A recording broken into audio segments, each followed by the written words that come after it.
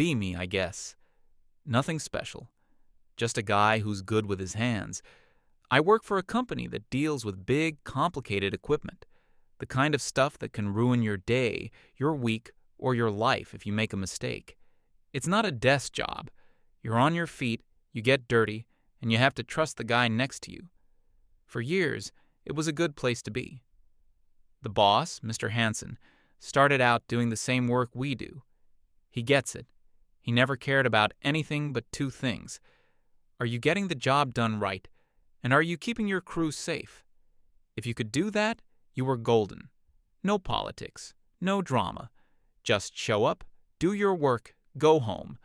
The core of our operation is the main field crew, about a dozen of us. We've all been working together for a long time. You get to know how people think without them having to say anything. A glance across a noisy work site is enough to communicate more than a 5-minute meeting in an office. The guy who runs our crew is Raphael. He isn't the oldest guy there, maybe late 30s, but he's the one everyone listens to. Raphael's the kind of person who is completely calm in situations where everyone else would be panicking. I've seen him diagnose a problem with a multi-ton piece of machinery just by the sound it was making, a sound nobody else even noticed. He never raises his voice. He doesn't have to. When he speaks, it's because he has something important to say. His authority wasn't given to him by a title on a business card. It was earned over years of being the best at what he does. We all knew that if you followed Raphael's lead, you'd be safe and the job would get done perfectly. So that was our world, a functional, no-nonsense place where competence was the only thing that mattered. Then, sometime last fall, things started to change. Mr. Hansen had grown the business to a point where he said he needed to hire more office staff to handle the back-end stuff. One of those new hires was our first ever dedicated human resources manager. Her name was Jennifer. She showed up one Monday morning for a general introduction. It was immediately obvious she was from a different universe. We were all in our work gear, steel-toed boots and heavy-duty pants. She was wearing a business suit that probably cost more than my first car, with heels that clicked loudly on the concrete floor of the workshop. Mr. Hansen introduced her, said she was here to help streamline our processes and enhance company culture. We all just sort of nodded. We'd heard corporate speak before, but it was usually from clients, not from our own management. Jennifer gave a little speech. She talked about her background working for some tech startups and how she was excited to bring a forward-thinking, people-centric, and inclusive paradigm to our company. I looked over at one of the older guys, a man who'd been with the company for 20 years. He just had this completely blank expression on his face. He wasn't angry or amused. It was like he was listening to a foreign language he had no hope of understanding. Raphael was standing in the back, arms crossed, just watching. He had a neutral look, but I know him well enough to see he was assessing her, the same way he'd assess a new piece of equipment. The speech ended, and there was a polite, unenthusiastic spattering of applause. We figured that would be the last we'd see of her. HR people usually stayed in the clean, quiet office building, not out on the workshop floor. We were wrong. The very next day, the changes began. They were small at first. We came in to find brightly colored posters plastered all over the walls. They had cheesy stock photos of diverse groups of people in suits smiling and laughing. The slogans were things like, "Synergy makes the dream work," and "A bias-free workplace is a thriving workplace." One of them was put up right next to the high-voltage warning sign on a major control panel. We were all standing around looking at them when Raphael came in. He saw the poster by the control panel, looked at it for a second, and then walked over. He didn't rip it down. He just very carefully peeled it off the wall, making sure not to tear it or leave any residue. Then he walked over to the men's restroom and stuck it neatly on the outside of the door. He didn't say a word. He just went back to getting his gear ready for the day's job. A couple of the younger guys chuckled quietly, but that was it. The message was clear. Jennifer must have seen it later, because the next day the poster was gone from the bathroom door and another one hadn't taken its place by the panel. We thought maybe she got the hint. Again, we were wrong. Her next big idea was something she called the morning kickoff circle. It was mandatory. Every morning, before we could start our actual work, the entire floor crew had to gather in a circle. Jennifer would stand in the middle with a clipboard and ask us to go around and share one thing we're feeling today and one thing we're grateful for. The first time she did this, there was the most awkward silence I have ever experienced. We're a crew of guys who are about to go handle dangerous, high-stakes machinery. The last thing on our minds is sharing our feelings. After about a full minute of dead air, she pointed to one of the older techs. "How about you? What are you feeling this morning?" He just looked at her and said, "Tired." Jennifer's smile faltered for a second. "Okay. And what are you grateful for?" "Coffee." She tried to keep her enthusiasm up. "Great. Thanks for sharing." She moved on to the next guy. His answers were fine and paycheck. It went on like this around the entire circle. One-word, low-effort answers. Nobody was trying to be difficult. We just genuinely had nothing to contribute to this exercise. It felt alien and pointless. I remember when she got to Raphael. He was just standing there, patient as ever. "Raphael, what are you feeling today?" He thought for a second and said, "Focused." "And what are you grateful for?" "A good team." That was probably the most heartfelt answer anyone gave, but it still wasn't the kind of emotional vulnerability she was clearly looking for. She made a lot of notes on her clipboard that day. These morning circles continued for 2 weeks. They were excruciating. It was 10 to 15 minutes every morning that we could have spent doing safety checks or loading the trucks.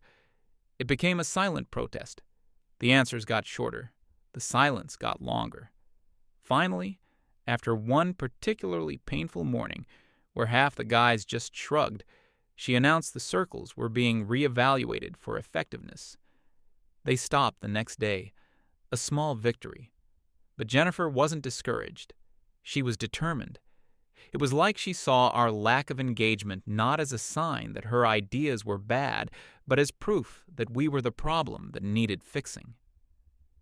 The next phase was the Anonymous Feedback Initiative. She sent out company-wide emails with links to online surveys. The questions were bizarre. On a scale of 1 to 10, how psychologically safe do you feel when expressing vulnerability to your colleagues? Have you ever witnessed or experienced a microaggression in the workplace? Please describe in detail. Do you feel our company's culture adequately challenges traditional notions of masculinity? Most of us just clicked random numbers to get it over with. It was required, so you had to submit it. One of the guys told me later he answered the microaggression question by writing, "The coffee machine sometimes gives you the small cup size when you press the button for the large one." Apparently, the survey results were not what she wanted. We knew this because her demeanor changed. She stopped trying to be bubbly and cheerful around us. When she walked through the workshop, she had a look on her face like a scientist observing a colony of troublesome ants. She started having closed-door meetings with Mr. Hansen. We didn't know what they were about, but we could guess. Around this time, a new suggestion box appeared on the wall. It was a bright pink box with a cartoon light bulb on it. It stayed empty for a month. Then one day, someone put a half-eaten bag of chips in it. The box disappeared the next day. The atmosphere was shifting. It wasn't hostile, but there was a definite tension. We felt like we were being constantly watched and judged by someone who didn't understand our work, our culture, or us. We just wanted to be left alone to do our jobs. Jennifer seemed to want the exact opposite. She wanted to dissect us. The breaking point came after a minor incident on the floor. 2 of the younger guys were having a disagreement about the best way to rig a specific piece of equipment. It got a little heated. Voices were raised. It wasn't a fight. It was a technical debate between two guys who were passionate about their work. It happens. Raphael walked over, listened for 30 seconds, and then calmly pointed out the correct procedure. He explained why it was the safer and more efficient way. The two guys immediately stopped arguing, nodded, and said, "Yeah, that makes sense." They shook hands and got back to work. Problem solved in under a minute. That's how we handle things. Direct, efficient, and focused on the work. Unfortunately, Jennifer had witnessed the whole thing from a distance. She didn't see a problem being solved. She saw a hostile confrontation and aggressive male posturing. Later that afternoon, she called a surprise all-hands meeting for the floor crew. She stood in front of us with her arms crossed, her clipboard nowhere in sight. This time, it felt different. She wasn't trying to be our friend. She was there to lecture us. She talked for 10 minutes about professionalism and workplace decorum. She never mentioned the two guys by name, but we all knew what she was talking about. She used phrases like unacceptable displays of aggression and the need for emotional regulation. Then she said the line that I think really solidified things in everyone's mind. She said, "This kind of behavior is a classic symptom of a workplace culture dominated by toxic masculinity." The moment she said it, the air went out of the room. It wasn't just corporate jargon anymore. This was personal. She wasn't just a clueless HR person trying to implement silly team-building exercises. She was someone who looked at us, at the way we worked, the way we communicated, the way we solved problems, and saw something toxic, something that needed to be eradicated. We looked at each other. The same guys who would trust each other hanging from a harness 50 feet in the air were now being told that our very nature was a problem. Raphael was completely still, his face unreadable, but I could see the muscles in his jaw tighten. Jennifer finished her speech by saying that she was working on a comprehensive, long-term solution to address these deep-seated cultural issues. The meeting ended. We went back to work in silence. The feeling of brotherhood on the team, which had always been an unspoken thing, felt stronger than ever. But now it was defensive.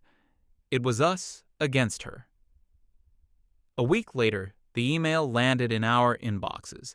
The subject line was, "Mandatory Workshop, a new model for masculinity in the workplace." I read it 3 times to make sure I was seeing it right. The body of the email explained that as part of an ongoing commitment to a safe and inclusive environment, the company was holding a special training session. It was mandatory for all male employees. The women in the office were not required to attend. The workshop's stated goal was to facilitate a conversation around harmful masculine stereotypes and provide tools for becoming better allies. It was scheduled for the following Tuesday morning. Tuesday, the same Tuesday we were scheduled to start the biggest, most important project of the entire year. We had a client, a massive manufacturing firm that had been on our schedule for 6 months. The job involved installing a new assembly line. It was complex, dangerous, and had an extremely tight deadline. If we were late, the company would face crippling financial penalties. Mr. Hansen had been stressing the importance of this job for months. The workshop was scheduled for 8 a.m. and was set to last 4 hours. We were supposed to be on the road to the client's site by 7 a.m. at the latest. I immediately walked over to Raphael's workstation. He was just staring at his computer screen, reading the same email. "She can't be serious," I said. Raphael didn't look away from the screen. "Looks like she is." "What are we going to do? The client is expecting us first thing in the morning." He finally turned to me. "First, we do our jobs. I'll go talk to Mr. Hansen and sort this out. This is a scheduling conflict. He'll understand." An hour later, Raphael came back. He looked different. He wasn't angry, but he looked disappointed. "What did he say?" I asked. "He said Jennifer convinced him it was critical for company liability," Raphael said quietly. She told him that after the incident last week, not providing this training would be a huge legal risk if someone ever filed a complaint. She had cornered him. She'd used the language of lawyers and liability, the one thing that makes owners like Mr. Hansen nervous. So, we have to go? Raphael nodded slowly. We have to go. But I also told him that we will not be late for the client. I'll call the site foreman and tell him we'll be there by noon. We'll have to work a double shift to catch up. That was Raphael, always finding a solution, always putting the work first. But I could tell he was deeply unhappy about it. We all were. It wasn't about the training itself. It was the principle. It was being forced into a room to be lectured about how to be a man by people who had no idea what our lives were like. It was the implication that we were broken and needed to be fixed. The next few days were tense. Nobody talked about the upcoming workshop. We just focused on prepping for the big job, making sure every piece of equipment was calibrated and ready to go. The work was a comfort. It was logical. The laws of physics don't care about your feelings or your identity. A bolt is either tightened to the correct torque or it isn't. On Tuesday morning, we all came in early, as usual. We loaded up the trucks with everything we would need for the client's site. We wanted to be able to leave the second the workshop was over. At 7:55 a.m., Jennifer came into the workshop. Okay, everyone, time for our session. It's in the main conference room. She was smiling, that bright, false smile again. Slowly, we all put down our tools. We filed out of the workshop and walked over to the office building. It felt like being herded. The conference room had been rearranged. The big table was gone, and the chairs were set up in a large circle. At the front of the room was a whiteboard and a projector screen. Standing there next to Jennifer was a man we'd never seen before. He was young, maybe mid-20s, wearing a cardigan and thick-rimmed glasses. He had a soft, gentle smile plastered on his face. This had to be the facilitator. We all filed in and took a seat. The door closed behind us. There was a palpable feeling of dread in the room. It was like being in a principal's office, but all of us were there at once. Jennifer introduced the facilitator. I don't remember his name. He had one of those names that sounds more like a brand than a person. He started by thanking us for our courage and openness in participating. Courage, to sit in a chair. He then explained the ground rules for the day. He called them rules of engagement for a safe space. Rule 1 was to speak from the eye. Rule 2 was to listen to understand, not to respond. Rule 3 was to be mindful of the space you occupy. Most of us were just staring at him, completely bewildered. He smiled, as if we were all on the same page.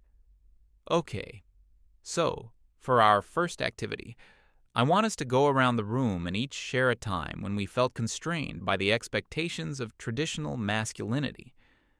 The silence that followed was even heavier than the silence during the morning kickoff circles. It was absolute. Not a cough, not a shuffle of a chair. Just a dozen men staring back at him.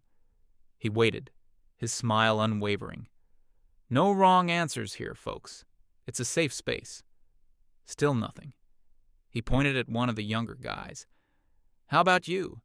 Ever felt like you couldn't express a certain emotion because you were told boys don't cry?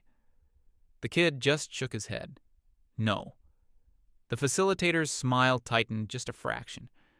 Okay, well, that's a valid experience too. He tried someone else. Have you ever felt pressured to be the strong, silent type when you really wanted to talk about something? The guy, a veteran tech named Mike, just grunted. I talk when I have something to say. This was going nowhere. The facilitator was getting visibly flustered, but he was trying to hide it. Jennifer was standing in the corner, her arms crossed, a disapproving look on her face. She was watching us like we were all failing a very important test. The facilitator decided to change tactics. He abandoned the group activity and launched into what was clearly a pre-prepared lecture.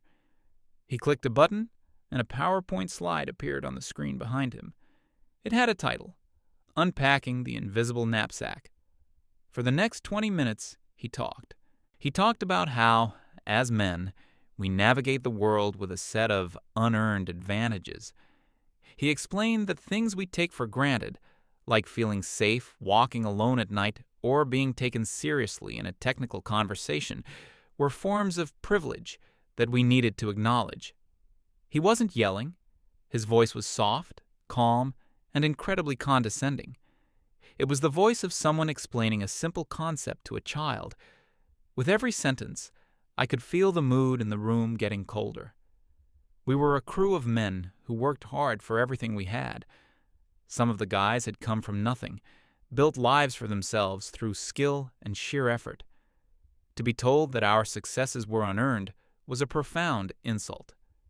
He moved on to his next point. He talked about emotional labor and how men traditionally outsource it to women. He talked about how our silence, our focus on solutions instead of feelings, was a way of avoiding our responsibility to be emotionally present. I glanced at Raphael. He was sitting perfectly still, his hands resting on his knees. He was looking directly at the facilitator. His expression was a blank wall. The facilitator then put up another slide. It was a diagram, a pyramid. The title was The Pyramid of Harm. At the bottom of the pyramid were things like jokes and locker room talk. At the very top was violence. He explained in his patient, patronizing tone that the things at the bottom of the pyramid create a culture that enables the things at the top. He was drawing a direct line from our way of talking and interacting with each other to the worst things imaginable. That was it. That was the moment. I think for all of us, that was the line. It was a collective accusation. We were being told that we were, by our very nature, complicit in something awful.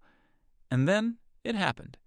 The facilitator was in the middle of a sentence about our collective responsibility to dismantle these systems.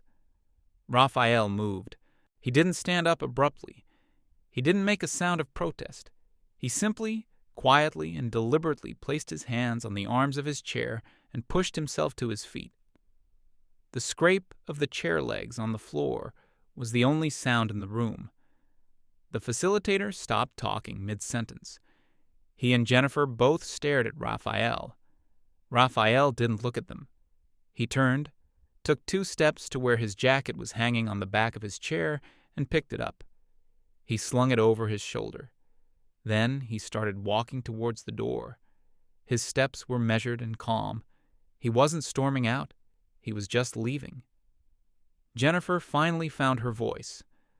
"Raphael, this workshop is mandatory. Where are you going?" He didn't stop walking. He didn't even turn his head. He just kept moving towards the door. As he passed the first row of chairs, Mike, the veteran tech, watched him go. Then Mike stood up too. He didn't say a word. He just stood up and followed Raphael. Then the next guy stood up, and the next. It was a chain reaction, a silent, coordinated movement. One by one, every man in that room got to his feet.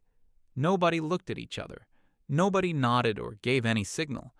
It was like we were all connected to the same thought at the same time. The thought was, "We are done here." I stood up with them. The feeling was incredible. It wasn't anger. It was a kind of calm, powerful clarity, a quiet refusal to participate in our own humiliation. We filed out of the room in a single line, like a crew walking off a job site. I was one of the last ones to leave. Just before I stepped out, I glanced back. Jennifer and the facilitator were standing there, completely frozen.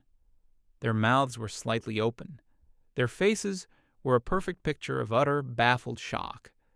The projector was still beaming the Pyramid of Harm onto the screen behind them in the now empty room. I pulled the door shut behind me, and the click of the latch echoed in the hallway. We walked back to the workshop in total silence. There was no celebration, no high fives. We weren't kids who had just pulled a prank. We were men with a job to do. When we got back to the workshop floor, the atmosphere was all business. Raphael was already by the main truck, checking the straps on a piece of equipment. He looked up as we all came in. Good. Let's finish loading. We're behind schedule. That was it. The incident was over. It wasn't going to be discussed. We all got to work. The familiar sounds of tools and machinery filled the air. It felt good. It felt normal. We were about 10 minutes away from being ready to roll out when my phone rang. It was the main office line. I answered it. It was the client's site foreman. He was not happy. He asked where we were, why we weren't on site, and if we understood how much money his company was losing every hour we were late. I told him we were on our way and that we'd be there as soon as possible. I apologized for the delay. As I hung up, I saw a car pull into the parking lot at high speed. A black SUV. Mr. Hansen's car. He got out before the engine was even fully off. He was wearing his work boots and a jacket, not a suit. He meant business. He strode across the lot and into the workshop. He didn't look angry. He looked determined. Jennifer came scurrying out of the office building to meet him, clutching her clipboard like a shield. She started talking to him before he was even fully inside, pointing back at the office, her voice high and frantic. Mr. Hansen didn't even break stride. He held up one hand to silence her and kept walking right past her, towards us. He came to a stop in the middle of the floor. The entire crew stopped what they were doing and looked at him. He scanned all of our faces, his eyes finally landing on Raphael. "Raphael, my office, now." His voice was firm. Raphael put down the wrench he was holding, wiped his hands on a rag, and nodded. The two of them walked towards Mr. Hansen's small, practical office on the edge of the workshop floor. Jennifer tried to follow them inside, but Mr. Hansen turned at the door. "Stay here. I'll deal with you in a minute." The door closed. We all stood there, pretending to work, but really we were all just listening. We couldn't hear everything, but the walls were thin. We heard Mr. Hansen's voice, low and questioning. Then we heard Raphael's voice. It was calm. He wasn't defending himself. He was explaining. We heard bits and pieces. Critical deadline. Client losing money. Told we were the problem.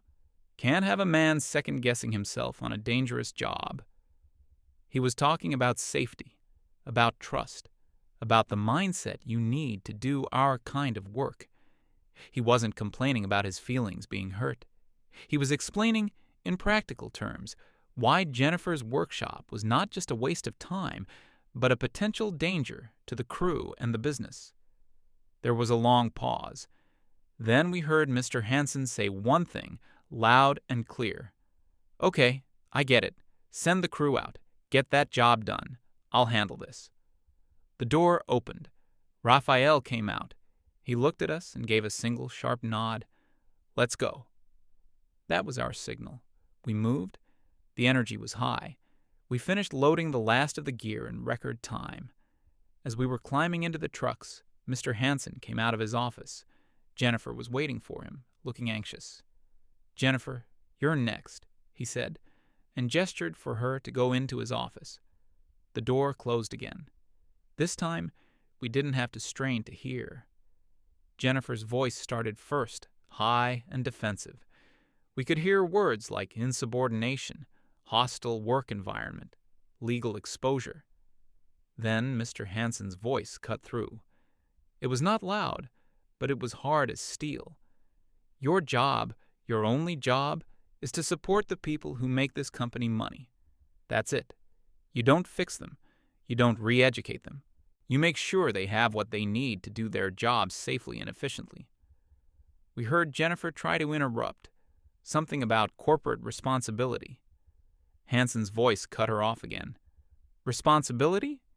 My responsibility is to my clients and my employees. The men you just insulted are the best at what they do. I built this company on their skill and their loyalty. You walked in here, and in 2 months, you did more damage to morale than a decade of bad economic downturns." There was a pause. You looked at my greatest asset, and you called it toxic. This isn't a university campus, Jennifer. This is a business. Results matter here, and you have produced no positive results. In fact, you nearly cost me my biggest contract of the year." We heard one last, desperate attempt from her, her voice trembling. "You can't just—" "I can," Mr. Hansen said, his voice final. "You're fired. Get your things and leave. Your final check will be mailed to you." A few moments later, the office door opened. Jennifer came out. Her face was pale. She wasn't crying, but she looked completely shattered. She was holding her clipboard, but her hands were shaking. She had to walk past us to get to her car.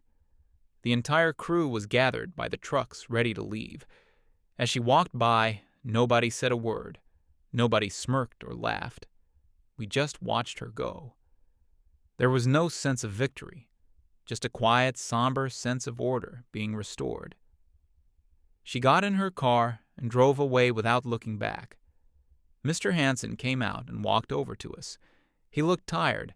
He looked at Raphael, then at the rest of us. "Sorry about all that," he said. "It won't happen again. Now go do what you do best." Raphael just nodded. "On it, boss." We all climbed into the trucks. The engines started. As we pulled out of the yard and onto the main road, the feeling was one of pure relief. The nonsense was over. The outside world, with all its strange ideas and accusations, was behind us. Ahead of us was a job, a difficult, complicated, important job, and we were the men who were going to get it done. It felt good to be back to normal.